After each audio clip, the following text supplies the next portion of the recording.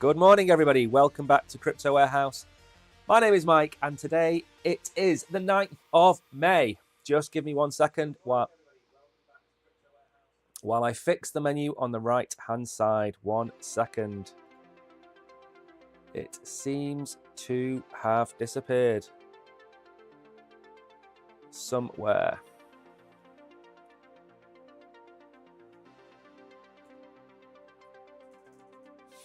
One minute. There we go. Look at that. Professionalism. Hello. Okay, so we are back. Good morning to everybody. Good morning, only you. Good morning, Hidden Agendas, to Bullish, to Kishan, I think is there, to Tata and Mags. I hope you're all having a good day. We are back now. So what we've got to go through today, we have an awful lot. Some breaking news. There's a lot of snippets today. There's a lot of X-Files today. Things that have just come in overnight as well as yesterday. So we're going to go through them. We're going to go through the news about whether we consider crypto to be the future. We're going to go through Solana again, more predictions about price targets. I'm going to have a look at them. Injective becoming a layer 3. We're going to have a look at that. 5 top picks from an expert. Do we agree with them or not? And then we're going to go through what I consider to be the best course of action when it comes to regulation for crypto. And in my opinion, the UK is right and not places like America, Nigeria, which has arrested people and thrown away the key. We're going to go through what the UK is doing and why I think that's the right course of action. If you're new here, remember to smash the like button and give us a subscribe. We're over 127,000. Target at the end of the year is 200,000. Bottom right hand corner, $74,000 is still the target. I am not moving from that. But before we do anything else, let's have a quick look at the markets. We are down just under 1%, 2.27 trillion. Volume is significantly lower than it has been. Bitcoin dominance has fallen just another tad, 53%. Prices then. Bitcoin 61.3. Ethereum just below 3,000. Now, I am going to go back over a couple of charts today. The charts we're going to look at Bitcoin, we're going to look at Solana, and we're going to look at Injective. They're the 3 charts we're going to look at today. For those of you that were here yesterday, you might remember that I gave a price target for Bitcoin to bounce off, and that was the inverse head and shoulders price. So we're going to go over that again to see if we hit it, because I think we came mighty close this morning. So we're going to go through that. Winners then and losers over the last 24 hours. There are some gainers. Casper and Thor both over 10% up. Akash, Ton. I can't get over Toncoin being a $21 billion project. IOS is up. Remember to check out the video I have made about that project. Pepe is up. Render is up a touch. Render's probably up because we talked about it yesterday on the show. That's the kind of thing that happens on here. We can't predict the future, but sometimes we can predict pumps. Arweave is up. BNB is up a touch as well. So some good gainers over the last 24 hours. Losers, Lido, WorldCoin, Sui, Pendle, a few 5, 3 and 2% drops. Fetch and Singularity are moving in unison. They're moving in unison because in about 2 weeks' time, I think it's the 24th of May, those tokens and Oceans will be merged. A few people have been messaging me, asking me how that is going to work. And very simply put, what happens is that coin will be available on multiple chains. So that is, as far as I'm aware, how it is going to work. So enough of the charts. Let's have a go through some of our X-Files. We do have a lot to go through, including a surprising one from Donald Trump from about 5 or 6 hours ago. So let's go through them one by one. Okay, so Eleanor Terrett, who is a crypto journalist. I don't think she's a crypto journalist. She's a journalist that covers crypto. That's probably a fairer description of her. And the point here is, as I said yesterday, America is not in favor of crypto. And this is why. In this document down here, it talks about maintaining a comprehensive and effective regulatory framework. And as she quite rightly points out, there isn't one. Industry participants have been asking the SEC and Congress for help and receiving Wells notices in return. You receive a Wells notice just before you are about to be taken to court. So introduce substantially financial instability and market uncertainty. Isn't the market more uncertain than ever because Congress hasn't established a framework and the SEC continues to regulate by enforcement? Exactly. Now we're going to get on to what Donald Trump's had to say, because I think that's going to put this into perspective. Good morning, Tariq. Welcome to the show. I've got your email or your message, Tariq. I've also got your message only as well. You sent that through. I've got all of them. I will get through them. I made 2 videos yesterday, and that took up the majority of my day. So Ben Cowan, we talked about this yesterday. Kabir asked the question of how are alts going to pump when the money is coming in via Bitcoin ETFs. We've covered that off. This kind of explains it. A macro Bitcoin dominance uptrend, which is what we have been in, suggests that it is not alt season, nor has it been. This chart shows that the last alt season we had was in 2021. So when Bitcoin dominance falls, alts pump. We are not seeing Bitcoin dominance fall. We're seeing Bitcoin dominance go up. When Bitcoin dominance falls, that's the percentage of the overall market held in Bitcoin. It's currently 53%. Imagine a scenario where it's at 40%. All of the alts will pump to take up the vacuum that's been left by Bitcoin. So there are different seasons, and it's not just a case of we're not going to have one because all of the money is coming through ETFs. It's not all coming in through ETFs. It's a big chunk, but it's not, certainly not all.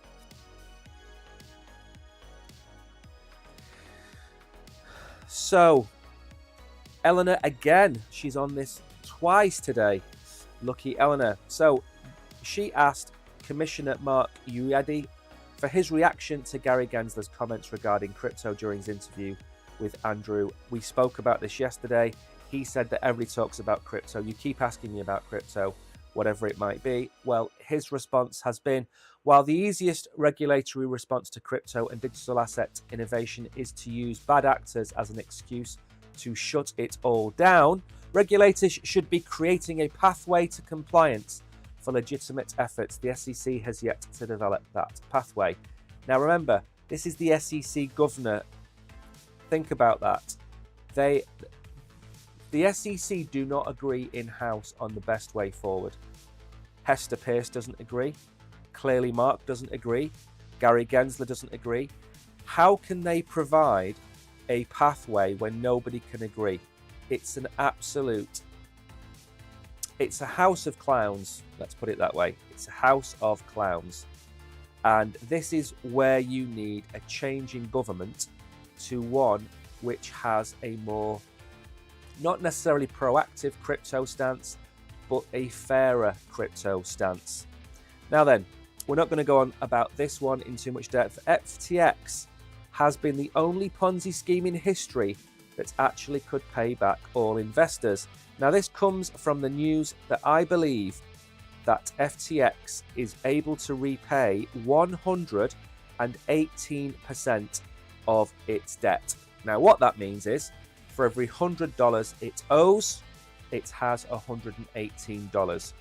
Nobody's going to get 118% of what they're owed back. They're going to get 100% back, but there will be cash left over. Now, again, and I can't believe I'm going to say this, if Sam Bankman-Fried was such a criminal, how has he left FTX in such a solvent position? Now, I know everybody wants to throw away the key, but nobody's been separated from their money. They've only been separated from it for a period of time. So should he be serving 25 years? That's the question. If everybody gets the money back, then surely the crime is less than the sentence, I would think. I'm not condoning him being released, by the way. I'm just saying 25 years for somebody that hasn't actually stolen anything seems to be quite excessive. Now then, This is the title of the show, No Shills Please. I'm here to help you see through the veil of these shinfluencers. I will get some flack for this. That's fine, I have tough skin. I'm trying to get people to understand a few simple rules he's observed this cycle. Now, these are the things you need to look out for. Good morning to Solo Sky and Kabir, welcome to the stream. Now, nobody, he is without sin, can cast the first stone and all of that. I understand all of that. But there are some bad actors out there. There is no rush. Why are you buying launches that dump every single time? Absolutely spot on. They rush you into buying these coins by telling you they are going to pump. The majority of airdrops that I get, I sell on day one. It's a simple fact, because if we go through the charts that we've gone through before, what happens normally is there is a pump at the beginning and then a massive dump, or there is a massive dump and a pump. And the reason is because every coin and project has to find its fair price, and the fair price isn't an absolute skyrocket.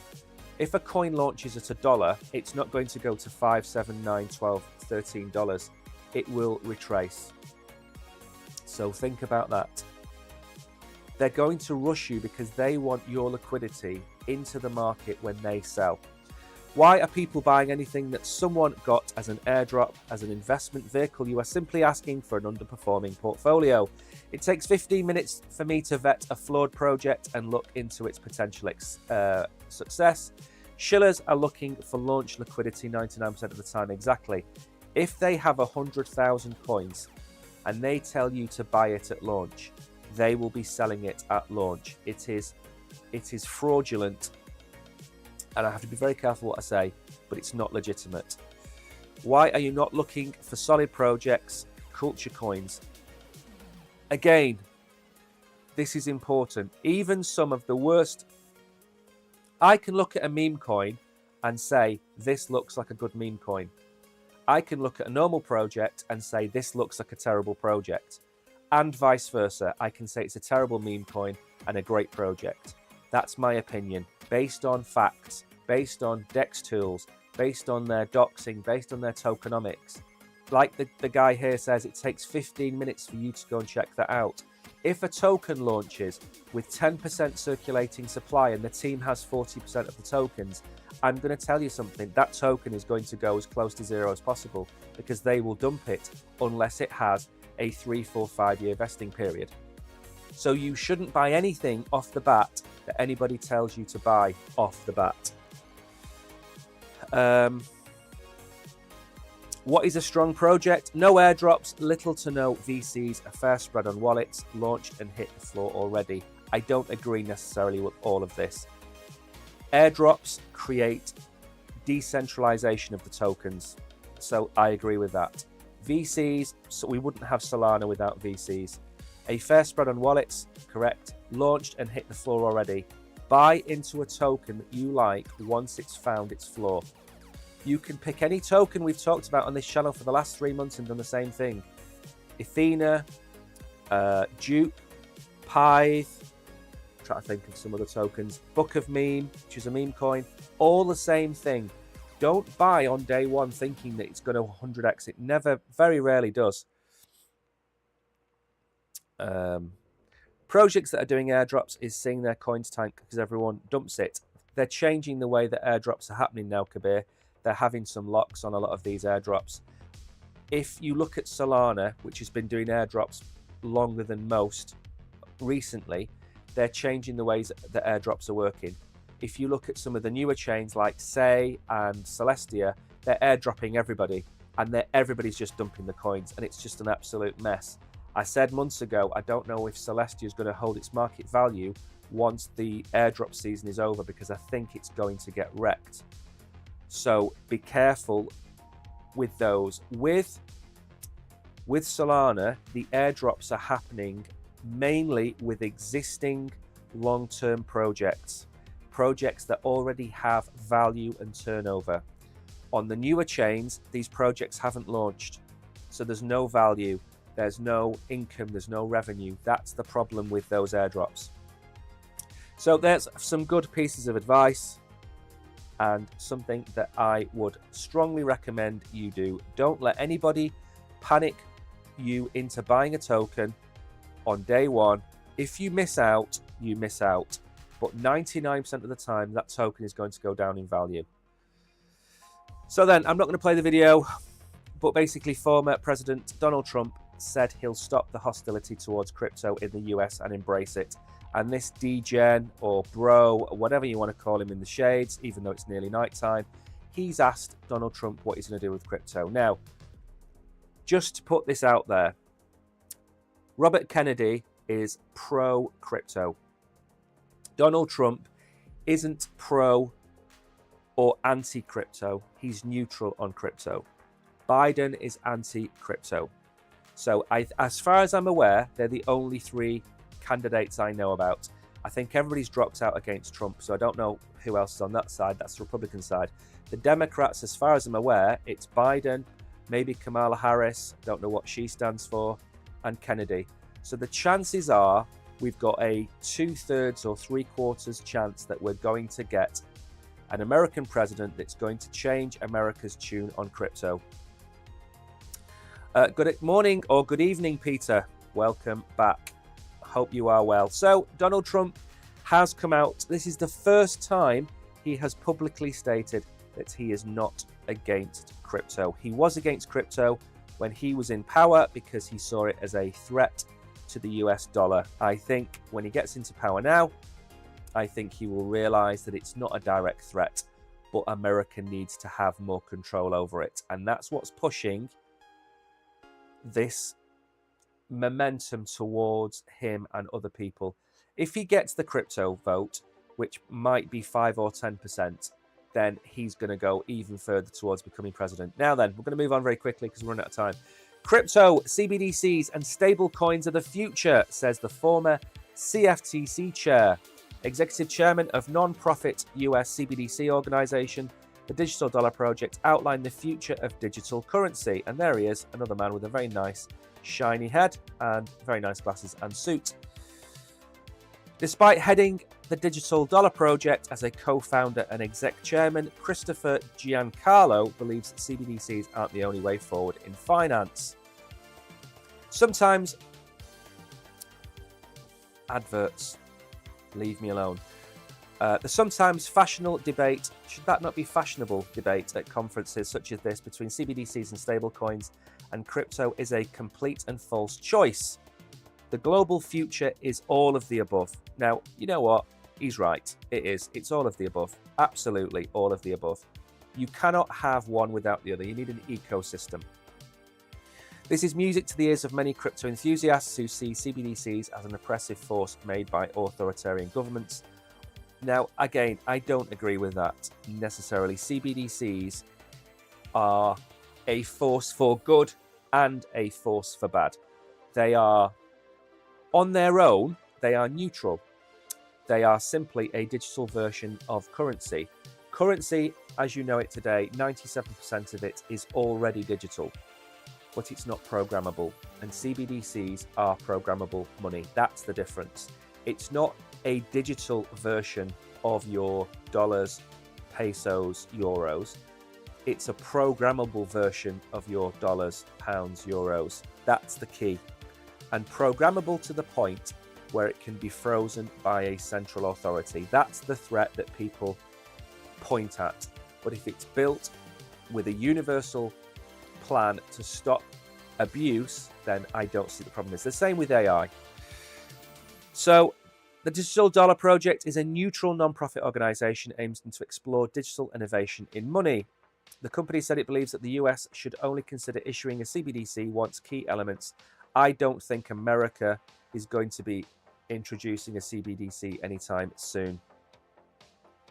So let's just leave it at that. I think they're in too much of a bad state. After those 3 days, two things were abundantly clear. Digital currency networks, sovereign and non-sovereign, and centralized and decentralized, are coming very fast. Remember what we said yesterday. XRP is launching a stablecoin. PayPal launched PYUSD recently. We have Circle, we have Tether. We're going to end up with 5 or 6 very well catered for stable coins. And for me, that is music to my ears.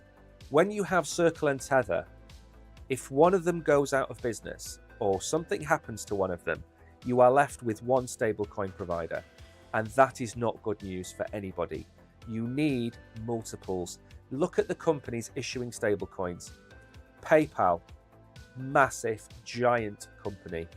Circle and Tether, who have been in relatively from the beginning, huge amounts of money, huge amounts of profits. Tether are making billions of dollars every quarter from their treasury notes. Circle is making smaller amounts, but still substantial.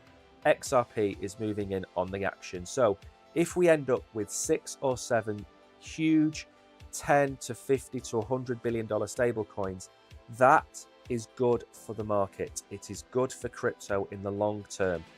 Do not think that we can do away with the dollar and do away with banks and go down the street with pitchforks. It's not going to work like that. Crypto, blockchain, CBDCs, stable coins, it's all going to be merged into what we already have, because if it can't, it won't be allowed. And the sooner people realize that, the better. Yes, we can have Monero and privacy coins, but the sooner people realize this is going to add to the banking and the financial systems and not replace the banking and financial systems, the better. That's the key takeaway from that. Kabir has said Solana is pretty much a gaming and meme blockchain. They're going through a hype in this bull run, but when prices drop, their memes and games lose appeal and their projects dumps. My opinion. It is, and it's a very valid opinion. My argument would be it's also got DeFi. Now, the reason that DeFi, I'm going to move on to the next article while I talk about this. The reason why DeFi is important is that if you said to me, I've got $100 and I want to go and earn more than I get at my bank. So your bank will pay you 1 or 2%. I've got how many options for where you can invest your $100? I've got Ethereum. You can go and earn on Ethereum, great. Every transaction is going to be $5, $6, $7, $8. So already you're going to lose 5, 6, 7, 8% of your money. Or I could tell you to go to Solana, where every transaction is 3 or 4 cents. So your $99.95 can be invested and you can earn 8 or 10%. The replacement of Ethereum by retail is on every single level. It's on NFTs, it's on gaming, as you've said, it's also on DeFi. And the amount of liquidity coming to Solana from Ethereum is one of those things where Solana is replacing Ethereum in markets dominated by retail. And that's why I think Solana is going to outpace Ethereum in the near term. It is going to have a great bull run, and you're right, we need to see where it's going to be in 3 or 4 years' time. But in my opinion, it's going to be here in 3 or 4 years' time. But Ethereum is going to be a powerhouse. BlackRock and every financial institution are going to be using Ethereum. So Ethereum's value is going to go through the roof. But also, I think Solana and their value, revenue, is also going to go through the roof. You have to, I can't tell anybody to go and use Ethereum at the minute. If you come to me and says, I'm new to crypto, I've got $500, what do I use? I'm certainly not going to tell you to use Ethereum because it's too expensive. So where do I tell you to go? Cardano? There isn't anything on Cardano for a retail person coming to crypto. I could say to go to Kronos. It's not there yet. It's behind. I could tell you to go and use another chain, a nondescript chain that doesn't have a lot for you. Or I could say, go to Solana. It's got meme coins, it's got NFTs, it's got gaming, and it's got DeFi. What else do people want? That's the reason I think Solana is going to be a success. Now then, very quickly then, I said that we were in a little bit of a, hang on a second, inverse head and shoulders, where I thought we would do this. Now, yesterday, I gave a price of where I think, or thought, should I say, we were going to bounce off. And that was going to be 60,900-ish. And I think we came down to 60,000. Let's have a look. 60,926. And I've got 60,700. So I think we're not quite there yet. I think we might drop a little bit more. We could wick down to 59.6. That's as low as we could come, I think. But that's a wick, not a close. So I think we are pretty much 60,800. I don't think we're done yet. I think we do have a little bit more. If you look at the length of time it took us to come down before, I think we've got a bounce coming. But when that bounce is coming, Brogan, by the way, is going to be doing a Simple Signals tonight. I didn't realize he said he was going to do it last night or tonight. The reason he's doing it tonight is he thinks this pattern will have played out by the end of today. So he thinks that we are going to be moving up this evening. So he'll be streaming tonight about 9 o'clock. So I think it's inverse head and shoulders.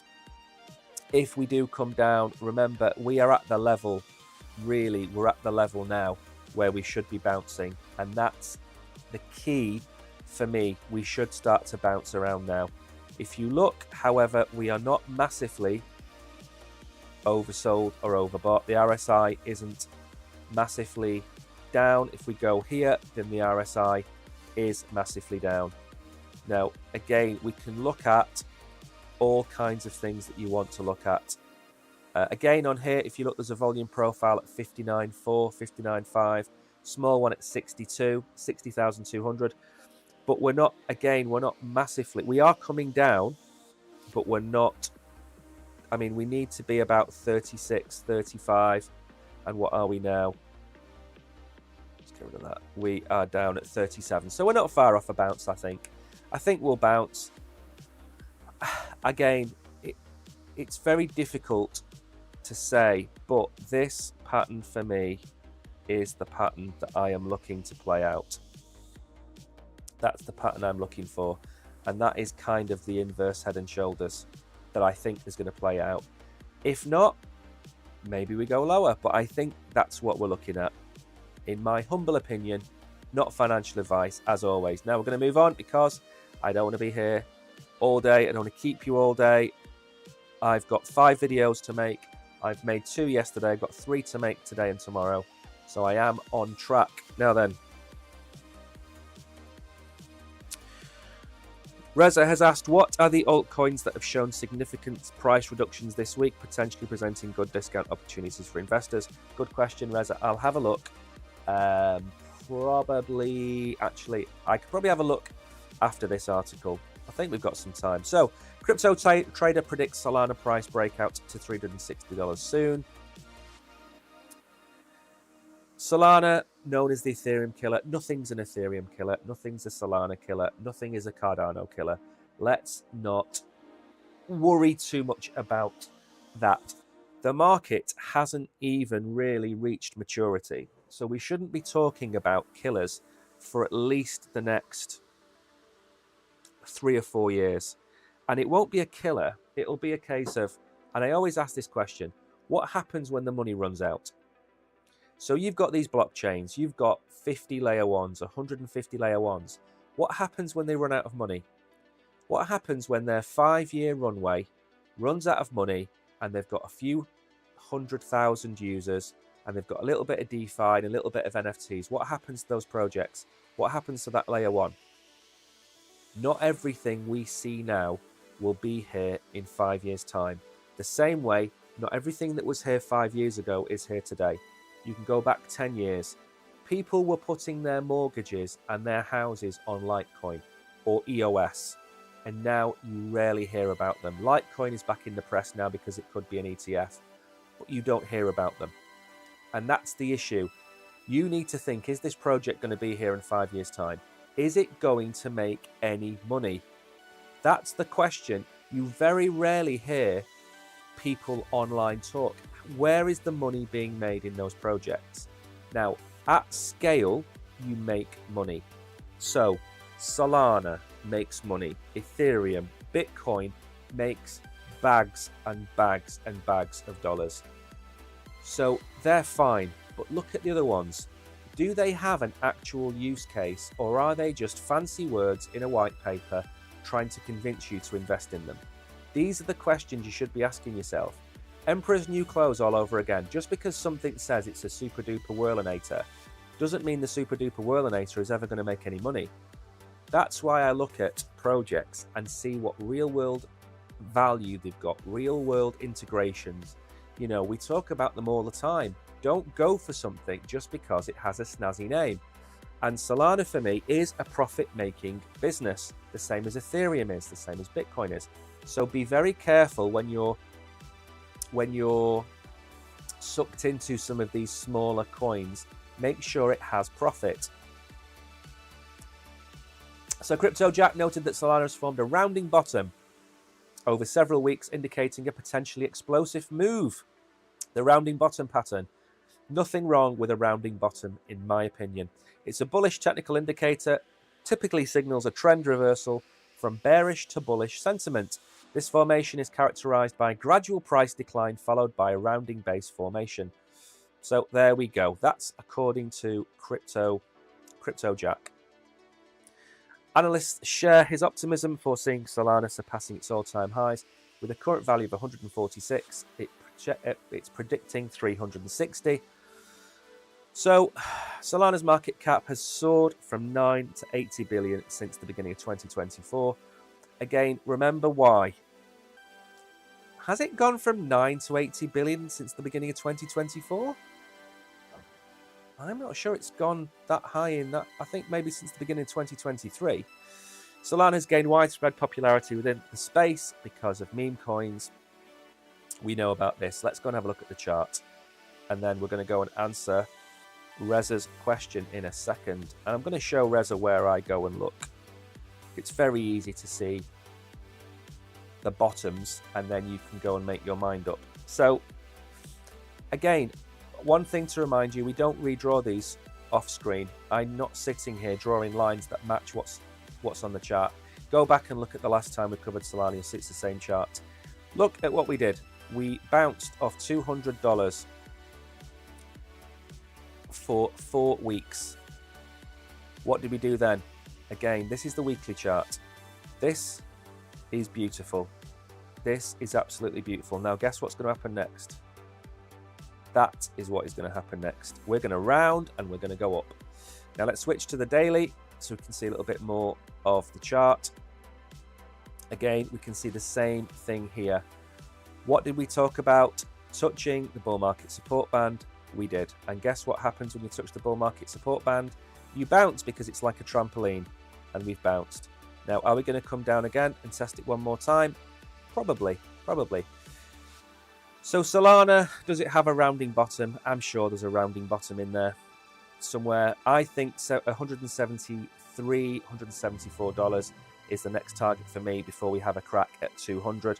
Remember, we are in a bull market, and no matter how much bad news people say to you about Solana going to $20 or Ethereum going to $1,000 or Bitcoin going to $40,000, there's always going to be a setup that drives a scenario where that happens. And we can cover any kind of price targets you want on here. I mean, Solana, if there was a massive crash, could come down to $100, $97. It could come down here. Absolutely. I'm not saying it can't. But it requires a certain set of events for that to happen. More than likely, and again, this is based on odds, more than likely, we're going to follow the same kind of trends that we have been following for the last, when did we start this line? This has been since September. So this is 8 months now. 8 months that Solana has followed. Let me put my coffee down and just show you this. So this line, we've been kind of on it for all of this time. Now, again, when you've got a trend line that's been followed for 8 months, when people say we're going to come to $40, look at all of the different prices it has to absolutely crash through to get to $40. All of that resistance, all of those buy orders, all of those volume areas, this is why it's difficult. Now, we could step down. So if there's a huge capitulation in the market where there is another conflict, something happens, then yes, we can wick down. You can never say never, but you can look at the odds of it happening, and the odds are that even if we don't move from this trend line and we just follow it and we never leave it, then by August we will be at $200. If we don't do anything, if we don't wick up, if we just do this, then by August we're going to be at $200.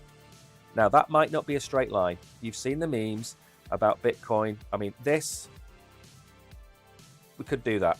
It doesn't matter. It's going to get to $200. It can go a lot higher. Remember, we do have prices up here. We've got this fib level here, which is 272. And there's the one at 373. So again, I don't think we're going to get there very soon. I don't think that 360 is on the cards. I think we're more likely to do something like that. If you follow this kind of curve, then we're going to get there. It's just a matter of time. Remember, time in the market outperforms timing the market. That's why, if you listen to Ben Cowan, he'll have told you to hold Bitcoin for the last 2 years. But if you're building a portfolio and you're part-time in crypto, are you going to have the time to watch the charts to know when to sell out of Bitcoin?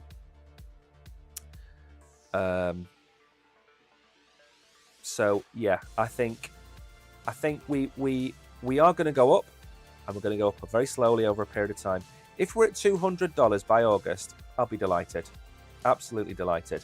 We don't need to be at $1,000 for Solana by the end of the year for it to have had a good run. We have to remember this price, $142, $242, $1,000, that requires massive amounts of money to get it there. And it doesn't happen overnight. Remember what we said about the ETF? It's the end of the beginning. We are now in the adoption phase. Financial institutions, week on week, month on month, you're going to hear they've bought Bitcoin, they've bought Bitcoin, they've bought Bitcoin. Bitcoin, cryptocurrency, is going to be all over the headlines. And that's when you're going to see retail start to pick up their ears and go, you know what, we're going to go and have a look at that again. So for me, Solana is in a good position. The RSI isn't too high. RSI is coming down on the weekly. Daily, it's okay. 4 hourly, it's coming down. Always look for these dips. These dips in the RSI normally indicate a pump. So maybe we come a little further and we come up. So maybe we do that. That's a possibility. But once you're oversold on an asset, you've got to remember, bears can get tired as well as bulls. You don't go up forever, but similarly, you don't go down forever either. Unless you're in a horrendous bear market, which we're not. Okay. The problem with retail in DeFi is that they just like to jump to any cheap blockchain that gives a high yield. Ethereum Layer 1 versus Solana versus Avalanche. Absolutely. Absolutely. And I tell you something, when XRP launches its DeFi platform, XRP is going to get mass adoption and XRP is going to rip. But cheap chains should be what you're looking for. You don't go to Harrods to do your weekly shopping. You go to your local supermarket like Aldi. And then every once in a while, maybe at Christmas, you want to treat yourself and you'll go to Harrods and you'll buy a shiny bauble for your tree, or you'll buy a Christmas present, or you'll buy an Easter present, or you'll buy a birthday present, whatever it might be. And it's a one-off. And that's what Ethereum is. Ethereum is Harrods. Solana is, I'm trying to think of a global brand. It's Walmart. It's Tesco.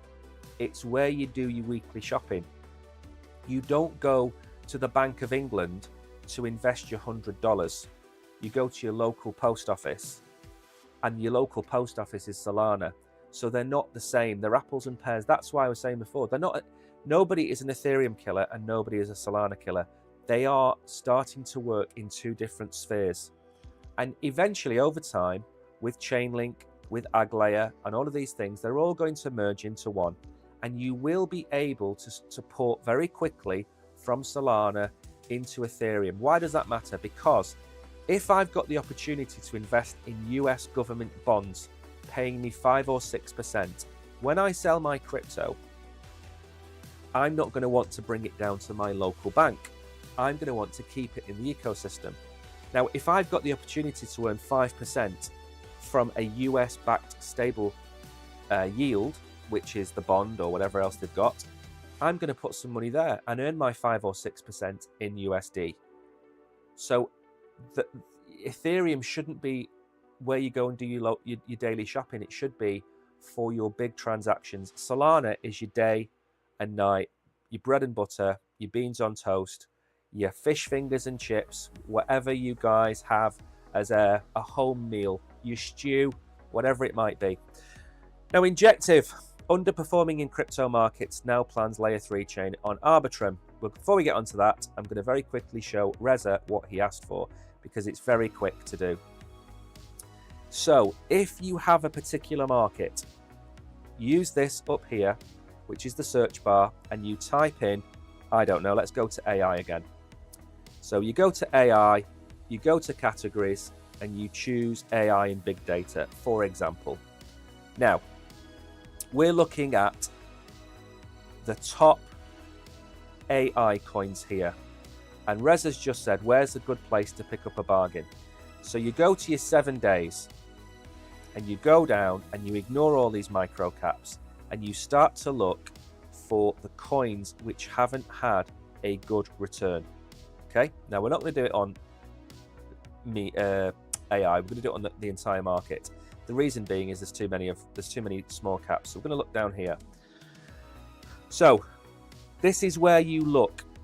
On the left hand side you have a hash. This is the rank of that coin. So what you want to do, this is what I would do, it's not financial advice, is you pick 5 coins that are in the top 50 and you look at those and you see why they're down. Now the market is down, so you want to look for the ones that are standing out. ICP, ranked 20, down 11% in a week. SUI, down 11% in a week. Optimism is down 7% in a week. Celestia, we talked about before, is down 5%, even though it's actually dropped outside the top 50. What else is in here? Matic is down 3%. It's at 67 cents. So, very quickly, finger in the air, what would I have picked? I'd have picked ICP. I would have picked Optimism. I would have picked Celestia. That's cheating, but I don't care. I would have picked Polygon, having lost a little bit. And maybe I would have a look at Aptos. That's how I would pick 5 coins to put a few dollars into. So look at the 7 day. When you've had a correction and it's not a long-term correction, it's a short-term correction, you want to look at 7 days. You can go out, you can go to customize, you can remove 7 day and make it 30 day, but I can't do it on this screen because it goes to the right hand side, so you're not going to see it. But go to 30 day, or as I did last year, you can go to year to date. What's down year to date? That's the other option.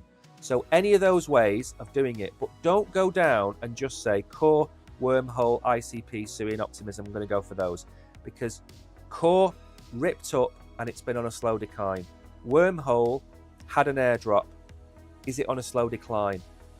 There's other reasons coins are in here, and it's not just a correction. It can also be because it's run out of steam. That's the other way to look at it. It's run out of steam. So I always pick top 50 if I'm going to just go and put something into some coins. Like I said, in this correction we've just seen, at the bottom of this correction, I was buying Near Protocol. I might look, if there's another correction, I might start to buy IMX. So I've got a kind of plan of what I'm going to buy. If I didn't have a plan, what I've just shown you is what I would do. So moving very quickly on. Injective, underperforming in crypto markets, now plans a layer 3 chain on Arbitrum. Injective's in EVM, which connects to the Ethereum, Cosmos, and Solana networks, will rely on Arbitrum's Orbit toolkit. So why is this important?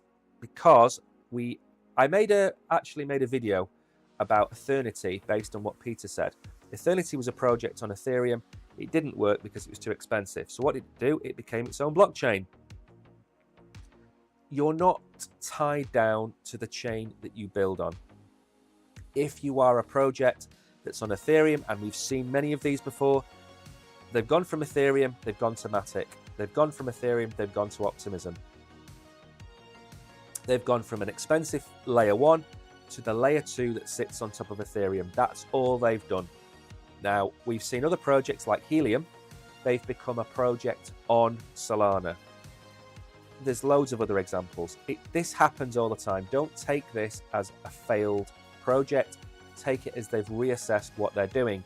So Injective is a Cosmos-based blockchain which token jumped 33-fold in 2023, only to tumble this year. Is now planning a significant expansion, launching its own L3 network in the Ethereum ecosystem based on Arbitrum's tech. Now, the project I covered, Ethernity, which I think I put that video out yesterday, that has used Optimism for its code base. So again, Cosmos, what does Cosmos do? It makes you have a plug and play blockchain. Arbitrum, Optimism, layer 2s on Ethereum kind of do the same thing. So these things you're going to see more and more of this. Don't take this as a failure of Injective. Take it as they're expanding. They're opening a new store in a different market. That's the way to look at it. So the infrastructure will come from Arbitrum's Orbital Toolkit, which allows developers to build customizable chains with Arbitrum's tech while accessing interoperability between multiple ecosystems. That is the key word you need to understand, interoperability. You and we want to see most chains connected to each other. Zeus, what is Zeus doing? It's trying to connect Bitcoin to Solana. Look at the AG layer from Polygon. It's trying to connect multiple chains together. Chainlink is creating its CCIP, connecting chains together. Interoperability is the key. Why? Because if you turn your television over, what happens? If you go from watching CNN to watching Al Jazeera, you press a button and it just appears. If you want to play a game at this moment in time that's on Ethereum and your money is on Solana, and you press a button to go and play that game, guess what? You're going to have a whole world of pain trying to play that game. It's on a different chain, different version of USDC, absolute nightmare. What should happen is you should have one wallet, a little bit like the ring from Lord of the Rings, one ring to rule them all, and that wallet should connect seamlessly to all of the relevant blockchains. You want to go and play a game on Ethereum? Sure, off you go. You want to play a game on Avalanche? Off you go. You don't care what chain you're on, and you know who cares even less? Retail. They don't care. They don't want to know. They think Avalanche is a load of falling snow. That's all they care about. We need interoperability. It's such a key word. Adoption and regulation is what we want. To get adoption, we need interoperability. That's the key. So according to a press release seen by CoinDesk, the integration of developers means it unlocks new opportunities to build within the Ethereum L2 ecosystem while retaining Injective's lightning fast speeds and low fees. So we don't need to read more about that, but it's good news for Injective. Now I'm going to show you this chart, which is going to show you the absolute rip of Injective. And again, there are certain coins which are associated with good projects that I'm just not going to say you should buy. Look at BNB yesterday. I said you shouldn't buy it. In my opinion, not financial advice. Why? Because it's nearly at all-time highs. I think it's due a retracement. So if we go back to the weekly chart, let me show you what happened. This coin was down here at 40 cents 2 years ago. Beginning of last year, it was about $2 or $3. It wicked all the way up and touched $53. I wouldn't buy that coin. There's no way on earth I would buy that coin at that price. So what happened? Now, I'm going to take the fib. Let me think about this one. It messes up if you have such a huge pump of this coin. Right, let's just take it from here. It doesn't really matter so much as long as we've got a fairly substantial amount of time to look at. There we go. Right, so let's just drag that along there a little bit. Okay, so what can you see from this chart? First of all, it hugged its bull market support band. It broke away. It broke away. Guess what? It came down. Because it left the bull market support band there, what did it do? It came crashing down through its bull market support band, and now it's under it. So where is this coin going to go? Well, there is no previous support here. It looks like it's forming some support here, but we don't know yet. Let's go to daily. Maybe daily will give us a little bit more. Right, okay. So we broke up through multiple bands. This was the level of support. Here, we had a little bit here. We've wicked down to it a couple of times. This time we've broke. We couldn't get above it. We've come down. So as far as I can see, would I be buying Injective at this price? It's below the bull market support band. It could bleed even further down. It could come back down towards 1460, 1470, or what appears to be the case, maybe it will rattle around between $21 and $27. RSI is looking okay. Again, I'm not a fan of buying coins that rip like that. Not a fan. I think it's gone so high so quickly that I think the gains were buying the coin down here, for me, in my opinion. But again, it could have another leg up, possibly another leg up. Let's see. But again, I wouldn't be buying this coin. It looks, it's too overbought for me. If you look at this, it's too overbought, and I think we need to cool off. I think this needs to arc back down again, and then maybe further down the line we have another crossover. But for me, not for me. That doesn't make any sense, but you know what I mean. Right then, let's move on very quickly. 5 top picks. What have we got left? 7 minutes, 8 minutes to get through these and the UK news. Plenty of time, and then we will be done. And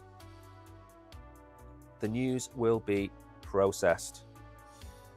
Remember, if you are new here, smash the like button, subscribe, or follow, whatever you've got in front of you, and also don't forget to say hello in chat and we'll give you a shout out. So 5 expert picked altcoins to buy to achieve $1 million crypto portfolio. I love these because most of the time they're just some of the top 10 coins and the coins that have recently pumped. And you shouldn't be buying coins that have recently pumped. You should be looking for the coins that haven't pumped, because they will eventually pump. So they're chasing tornadoes again. So who has published this article? John. Let's see what John has to say. Cryptocurrency prices are down. This is a large extent is the driving investors to the edge. Bitcoin has relatively remained suppressed since the halving in April.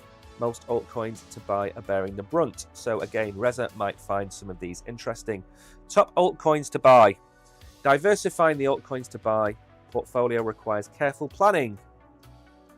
So then, Ethereum, yes, I agree with that. Ethereum is a good token to hold in your portfolio. And I don't know why it's mentioned in Lido DAO, but there we go. I think, yes, I think Ethereum is a good one to hold. Caveat, if it gets rejected for the ETF, the price will crash. Not massively, but they might come down to $2,000, $2,500, who knows. But if you're going to follow this guide that they're offering, then for me, I would start to dollar cost average in, and I would look at the deadline for the Ethereum ETF, and I would work my dollar cost averaging around that time, because you might see a 10% correction to the downside, and who knows, maybe the rejection of the Ethereum ETF could dump the entire market. It's not really a black swan, but it certainly would make a dent. So Ethereum, yes, but dollar cost average in. We don't need to read any more about that. Dog with hat. Oh, I recommended a meme coin. The meme coin craze is far from over, with tokens in this sector and immense potential. Meme coins, particularly dog with hat. I wouldn't touch this coin. It's had a huge run up. It's ripped. It got to $5 billion, totally overpriced. I think it was at $4.50. What's it at now? I mean, $2.80, $2.90. I wouldn't buy this coin, and that's my opinion, not financial advice. But if you're building a portfolio of alts to pick up in the correction, I don't know why you're picking up meme coins, in my opinion. So no, for me, Solana, yes. Solana and Ethereum, two massive coins to hold. Again, if you look at what institutions value it at, they value it at $450. If you look at the experts, of which I am not one, they're valuing it at $360. I think $200 is a good price for Solana. That's a 33% move from here over a short period of time. So Solana, yes. Ethereum, yes. Dog with hat, no. Polygon, absolutely 100% agree with this choice. The only caveat is Polygon is a layer 2 of Ethereum. If Ethereum tanks because it's rejected, then all of the layer 2s are going to tank with it. So, same situation with Ethereum. If you're going to follow this, make sure you dollar cost average in and take into account the deadline for the ETF. Maybe, I don't know what the date is exactly, but let's say it's May the 20th. Maybe hold off till May the 20th to see what's going to happen. Wait for the dump and buy. Or see what news comes out in the next week about it, or wait 2 weeks about it, and then start to dollar cost average in if you think it's going to be approved. But Polygon is tied to Ethereum, so there's an inherent risk there. And his final one, Hedera. Yeah, again, not sure about this one. The reason I'm not sure about Hedera, wasn't Hedera the coin that ripped because of its association with BlackRock? And even BlackRock came out and said, no, it's not going to happen. So of those 5, I would pick Polygon, I would pick Solana, and I would pick Ethereum. I don't think you should be buying a meme coin if you're going to build an alt portfolio. If you're going to build a meme portfolio, fine, separate issue. But for me, 3 out of the 5, definite ticks. Hedera is a good project, but again, the BlackRock thing would have damaged its reputation, in my opinion. Finally then, with 2 minutes to spare, why is the UK right? I know what you're thinking. You're thinking all it ever does is rain and all people eat is fish and chips. And I can tell you that's far from the truth. We eat way more than fish and chips. Sometimes we even have mushy peas if we push the boat out. And some crazy people eat fish and chips with gravy. Crazy. So the FCA, crypto regulators, will take the best from TradFi and DeFi. So the FCA, which I suppose is the UK version of the SEC, has been combining different approaches to regulate the crypto market to see which one would work best. Now, doesn't that sound like a clever way to do it? What is the best way to regulate the market? I mean, could you ever imagine Gary Gensler coming out and saying, listen, we're going to work out the best way to regulate the market. We're going to try a few approaches, get some people in, have a chat with them and see what works. Would you ever expect Gary Gensler to say that? No, neither would I. When it comes to regulating crypto, like Bitcoin, financial authorities in the UK aim to take the best of TradFi and DeFi, according to an exec. The community and regulators have been long considering the best approach, according to the FCA Director of Payments and Digital Assets, Matthew Long. You see now, again, already bullish. He's called Matthew Long. He's not called Matthew Short. He's not called Matthew Leverage. He's called Matthew Long. See, there's something in this. What we're trying to do is take the best traditional finance and understand the nuance of the system that we've got, he said at a panel discussion at the FT Crypto and Digital Asset Summits. Now, which one? He's on the left. There he is. He's Long.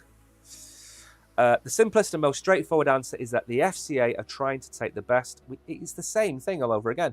We must, and we absolutely must, respond to the differences in cross-border globalization. Otherwise, so to be frank, it's a bit of both. He mentioned he has seen many things that the FCA thought were relatively straightforward and eventually are definitely not. And on the other hand, there are things that we expect to face a lot of opposition, but it's eventually worked. Now, what you've got to understand from a regulator, they're there to regulate, not enforce. They regulate an industry to protect you. And the problem is, because of America, you see regulators in a bad light. Regulators are the last line of defense to protect you, and that is their job. They are the good guys. And I say this because I'm from the UK, and in the UK, regulators are the good guys. Yes, they get things wrong. They cock up on energy prices. They cock up on the rail networks. They're not perfect, but they do their best in some industries, especially the financial services industries. In America, it's completely the opposite. They don't want to regulate you. They want to fine you and generate as much money as possible. And it's clear as day they're doing that by the level of the fines. In the UK, they're just trying to work out a situation where the good actors in crypto stay, and it makes it cleaner, safer, and better. The UK has become a significant player in the crypto economy, attracting attention from the FCA. Now, again, look at who's moving to the UK. You have massive players, A16Z, moving to the UK, or not moving, opening an office in the UK. Other crypto exchanges, which I won't mention, opening in the UK. Why? Because imagine that you're on a table and you're juggling on a table, and you're the crypto exchange, you're juggling on a table, and that table's in America, and any minute, Gary Gensler can come along and whip the legs out from under that table, and you're going to fall on your backside, because there is no foundation and there's no support for you to stand on that table and juggle the balls. The UK is different. If you do something wrong, they will call you in, sit you down, make an action plan for you to fix the problems, and give you 2 or 3 months to fix it. They'll see you then in 2 or 3 months, you present your evidence, and they'll show you on your way. How is that the wrong way to do things? It's absolutely the right way to do things. Now, it doesn't mean that you can go to the UK, carte blanche, and do whatever you want. You have to follow the rules. But it's like you can't play a game of football and decide you're going to pick up the ball and run to the other end of the pitch and throw it in the back of the net, because that's not playing by the rules. You play by the rules, you get a license, you can operate in a regulated financial area. That's why they do these things, and they go about it the right way more often than not. And it annoys me when I see other countries going about it from the point of view of, we're not going to tell you how to be right, but when you're wrong, we're going to fine you hundreds of millions of dollars. I mean, how on earth do you get to that position as a country? You're supposed to have entrepreneurship. You're supposed to be the land of the free, the land of opportunity, and you're not. You're the opposite. And that's what irks me about America, because if America, in this instance, was a little bit more like the UK, America would be a crypto powerhouse, and they're doing their best to not be a crypto powerhouse. Why are they going after XRP? What reason? Why are they going after Ethereum? The horse has bolted.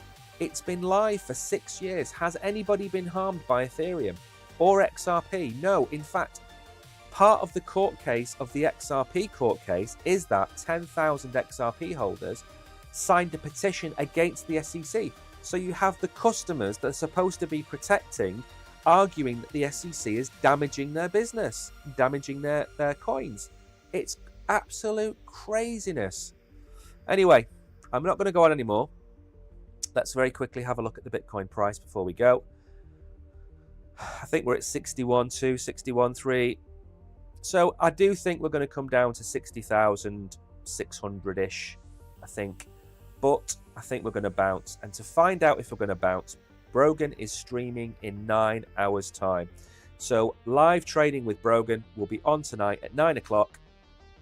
I am back tomorrow at 11 o'clock. I'm going to go and make a video about a meme coin now. So, as always, Peter, Reza, Kabir, everybody that's in chat. Thanks for coming. Thanks for showing support yet again. Remember, if you're new here, like and subscribe to the channel. Help us grow. And until tomorrow, I will see you as soon as I can. And I'm going to go make a video now, so stay tuned. And thank you, everybody, for coming. I'm going to try and fix the front page because the front page has got the wrong menu on it. So take care. See you tomorrow.